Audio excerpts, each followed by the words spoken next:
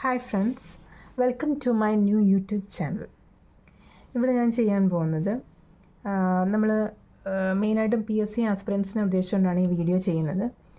നമുക്കറിയാം PSC എക്സാംസിലെല്ലാം തന്നെ English ഒരു ടോപ്പിക്കായിട്ട് വരുമ്പോൾ അതിനകത്ത് വൊക്കാബുലറി പാർട്ടിൽ പ്രത്യേകിച്ച് ആൻറ്റണിംസ്, സിനോണിംസ്, ഇഡിയംസ് ഇതെല്ലാം തന്നെ നമുക്ക് പഠിക്കാനുള്ളൊരു ഈസി മെത്തേഡ് എന്ന് പറയുന്നത് നമ്മൾ പ്രീവിയസ് ക്വസ്റ്റ്യൻസ് അനലൈസ് ചെയ്യുക എന്നുള്ളതാണ്. കാരണം പ്രീവിയസ് ക്വസ്റ്റ്യൻസിൽ ചോദിച്ചിട്ടുള്ള അതേ കാര്യങ്ങൾ തന്നെയാണ് വീണ്ടും റിപ്പീറ്റ് ചെയ്ത് വരുന്നത്. അതുകൊണ്ട് പ്രീവിയസ് ക്വസ്റ്റ്യൻസ് അനലൈസ് ചെയ്ത് അത് പഠിക്കുകയാണെന്നുണ്ടെങ്കിൽ നമുക്ക് ഈസി ആയിട്ട് ആ ഭാഗത്തെ മാർക്ക് നഷ്ടപ്പെടാതെ അത് സ്കോർ ചെയ്യാൻ സാധിക്കും. അപ്പം അങ്ങനെ ഒരു 5 days ചാലഞ്ചിലൂടെ നമുക്ക് റീസെൻ്റായിട്ട് PSC എക്സാംസിൽ ചോദിച്ചിട്ടുള്ള ഇഡിയംസ് എല്ലാം തന്നെ നമുക്കൊന്ന് പഠിച്ചെടുക്കാം. അപ്പോൾ അതിൻ്റെ ഫസ്റ്റ് വീഡിയോ ആണ് ഞാനിവിടെ ചെയ്യുന്നത്. നിങ്ങൾ ഈ 5 വീഡിയോസും കണ്ട ശേഷം അതിൻ്റെ നോട്ട്സ് എഴുതി അതൊന്ന് റിവൈസ് ചെയ്യുകയും കൂടെ വേണം. എങ്കിൽ നിങ്ങൾക്കത് വളരെയധികം ഈസി ആയിരിക്കും. ഓക്കെ, അപ്പോൾ നമുക്ക് ഫസ്റ്റ് ഇഡിയം നോക്കാം. First one, call it a day. Call it a day means to stop what you are doing because you do not want to do anymore or think you have done enough. എന്താണ് call it A day എന്ന idiom അർത്ഥമാക്കുന്നത്? Call it A day means നമ്മൾ എന്താണ്, ഒരു work നമ്മൾ ചെയ്തുകൊണ്ടിരിക്കുകയാണ്, അത് നമ്മൾ അവസാനിപ്പിക്കുകയാണ്, അത് സ്റ്റോപ്പ് ചെയ്യുകയാണ്, അത് എൻഡ് ചെയ്യുകയാണ്. അങ്ങനെ നമ്മൾ ചെയ്യുന്ന എന്ത് കാര്യമാണോ അത് നമ്മൾ അവസാനിപ്പിക്കുമ്പോഴാണ് നമ്മളെന്ത് പറയുന്നത്, കോൾ ഇറ്റ് എ ഡേ എന്ന് പറയുന്നത്. നമുക്കൊരു എക്സാമ്പിൾ നോക്കാം. I am getting A bit tired now, let's call it A day. എന്താണ്, ഞാനിപ്പം ക്ഷീണിതനായിരിക്കുകയാണ്, അതുകൊണ്ട് എന്താണ്, നമുക്ക് ഈ വർക്ക് അവസാനിപ്പിക്കാം എന്നാണ് പറയുന്നത്. Okay, I think you got it.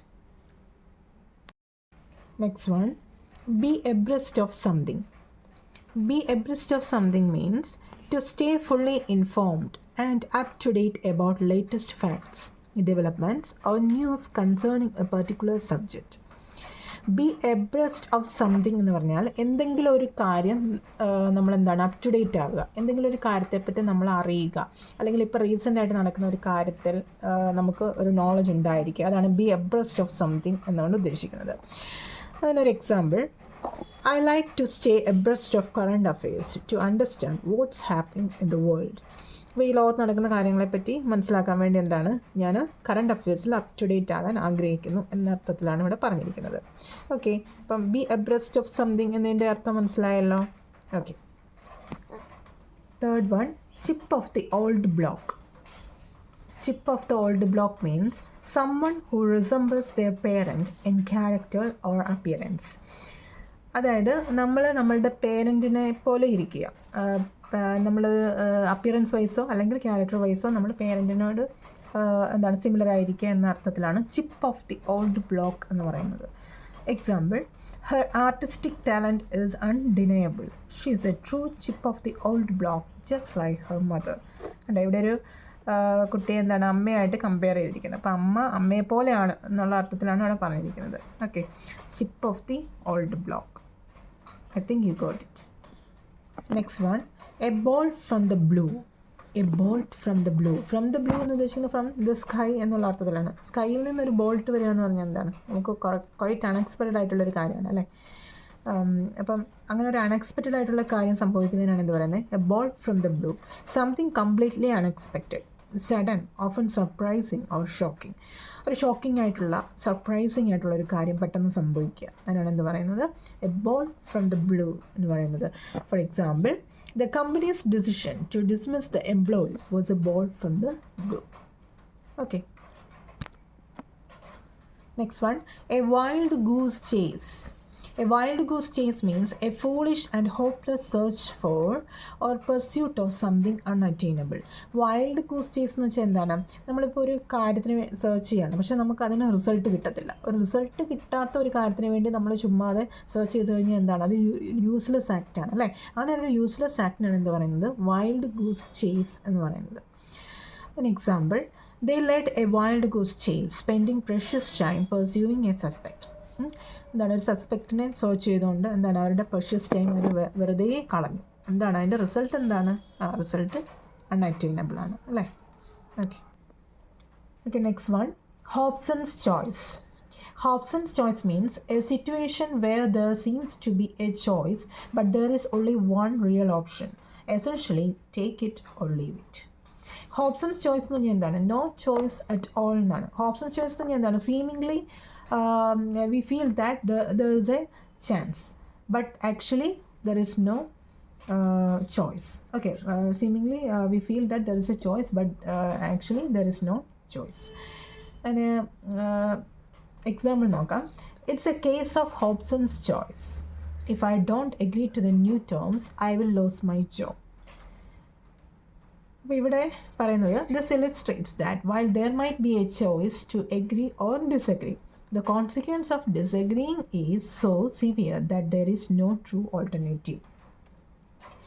ഈ ഒരു എക്സാമ്പിളിലൂടെ നമുക്കൊന്ന് പഠിച്ചെടുക്കാൻ നോക്കാം. ഹോബ്സൺസ് ചോയ്സ് എന്ന് പറഞ്ഞാൽ ഇവിടെ പറഞ്ഞിരിക്കുന്നത് എന്താണ്? I don't agree to the new terms, അതായത് പുതിയ ടേംസിനോ ന്യൂ റൂൾസിനോടൊക്കെ എഗ്രി ചെയ്തില്ല എങ്കിൽ എനിക്ക് എൻ്റെ ജോലി നഷ്ടപ്പെടും എന്നാണ് പറഞ്ഞിരിക്കുന്നത്. അപ്പം അവിടെ ആക്ച്വലി നമുക്ക് ഒരു ചോയ്സ് ഉള്ളതായിട്ട് തോന്നും, പക്ഷേ എന്താണ് ഒറ്റ ചോയ്സേ ഉള്ളൂ. നമുക്ക് ആ ടേംസ് എഗ്രി ചെയ്യുക എന്നുള്ളത് മാത്രമേ അവിടെ ഒരേ ഒരു ചോയ്സ് എന്ന് പറയാൻ പറ്റത്തുള്ളൂ. ഇല്ലെങ്കിൽ അതിൻ്റെ കോൺസിക്വൻസ് സിവിയർ ആയിരിക്കും. അപ്പം അതാണ് ഹോബ്സൺസ് ചോയ്സ് എന്ന് പറയുന്നത്. ഹോബ്സൺസ് ചോയ്സ് എന്ന് പറഞ്ഞാൽ ചോയ്സ് നമുക്ക് ഉള്ളതായിട്ട് തോന്നും. ഒന്നെങ്കിൽ നിങ്ങൾക്ക് ഇത് അക്സെപ്റ്റ് ചെയ്യാം, അല്ലെങ്കിൽ പിന്നെ നിങ്ങൾക്ക് പിന്നെ അതിൻ്റെ കോൺസിക്വൻസ് സഫർ ചെയ്യേണ്ടതായിട്ട് വരുമെന്നുള്ള രീതിയിൽ നമുക്ക് ചോയ്സ് ഉള്ളതായിട്ട് തോന്നും. പക്ഷേ നമുക്ക് ഒറ്റ ചോയ്സേ അവിടെ ഉള്ളൂ, അല്ലേ? അല്ലെങ്കിൽ ഒന്ന് സെലക്ട് ചെയ്തില്ല എങ്കിൽ മറ്റൊന്ന് സിവിയർ ആയിരിക്കും, മറ്റൊന്ന് നമ്മൾ നഷ്ടപ്പെടും എന്നുള്ള രീതിയിലാണ് വരുന്നത്. അതാണ് ഹോബ്സൺസ് ചോയ്സ് എന്ന് പറയുന്നത്. അതുകൊണ്ട് അതിൻ്റെ മീനിങ് നോക്കുക. A situation where there seems to B A choice but there is only one real option. Choice ഉള്ളതായിട്ട് നമുക്ക് തോന്നും, പക്ഷേ ഒറ്റ റിയൽ ഓപ്ഷനേ ഉള്ളൂ അവിടെ. Essentially take it or leave it. ഒന്നെങ്കിൽ അത് അക്സെപ്റ്റ് ചെയ്യുക, അല്ലെങ്കിൽ അത് ലീവ് ഇറ്റ് എന്നുള്ള അർത്ഥത്തിൽ. Okay, next one. Apple pie order. Apple pie order means in perfect order. Perfect ഓർഡറിൽ നമ്മൾ ഒരു കാര്യം നീറ്റായിട്ട് വെക്കുന്നതിനാണ് എന്ത് പറയുന്നത്? ആപ്പിൾ പൈ ഓർഡർ എന്ന് പറയുന്നത്.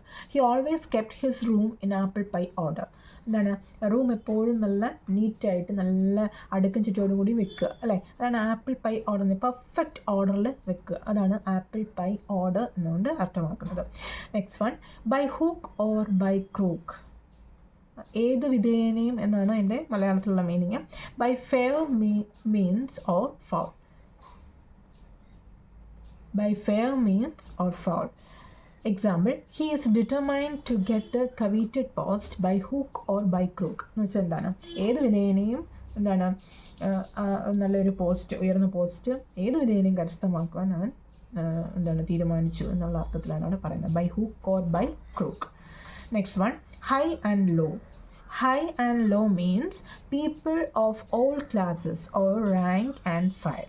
അതായത് ഉയർന്ന തലത്തിലും താഴ്ന്ന തലത്തിലും ഒക്കെയുള്ള ആൾക്കാർ എന്നുള്ള അർത്ഥത്തിലാണ് ഹൈ ആൻഡ് ലോ എന്ന് പറയുന്നത്. അതായത് ഏത് തലത്തിലുള്ളതും, ഉയർന്ന തലത്തിലും താഴ്ന്ന തലത്തിലുള്ള എല്ലായിടത്തുമുള്ള എന്നൊക്കെയുള്ള അർത്ഥത്തിലാണ് ഹൈ ആൻഡ് ലോ.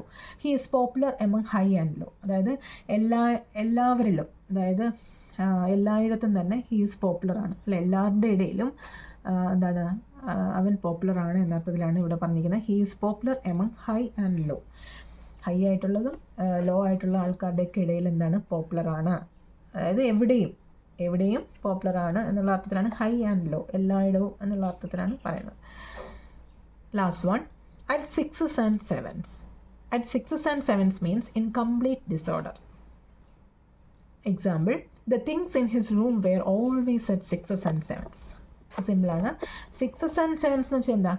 കംപ്ലീറ്റ്ലി ഡിസോർഡേർഡ് ആയിട്ടുള്ളൊരു കണ്ടീഷൻ. അതാണ് അറ്റ് സിക്സസ് ആൻഡ് സെവൻസ് എന്നാണ് ഉദ്ദേശിക്കുന്നത്. The things in his room were always at sixes and sevens. മനസ്സിലായി കാണുമല്ലോ. റൂമിലുള്ള എല്ലാ കാര്യങ്ങളും എപ്പോഴും വളരെ ഡിസ്റ്റർബ്ഡ് ആണ് എന്നുള്ള അർത്ഥത്തിൽ, ഡിസോർഡേർഡ് ആണ് എന്നുള്ള അർത്ഥത്തിലാണ് അവിടെ പറഞ്ഞിരിക്കുന്നത്. ഓക്കെ, അപ്പോൾ ഇത്രയും ഇഡിയംസ് നമ്മൾ ഡിസ്കസ് ചെയ്ത് നിങ്ങൾ മനസ്സിലാക്കി കാണുമെന്ന് വിചാരിക്കുന്നു.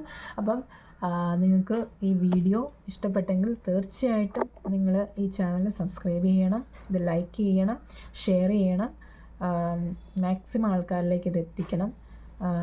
പിന്നെ എന്തെങ്കിലും കമൻസോ, നിങ്ങളുടെ വാല്യുബിൾ കമൻസ് ഞാൻ എക്സ്പെക്റ്റ് ചെയ്യുന്നു. ആ കമൻസ് നിങ്ങൾക്ക് തീർച്ചയായിട്ടും കമൻറ്റ് ബോക്സിൽ ഇടാം. Okay, thank you.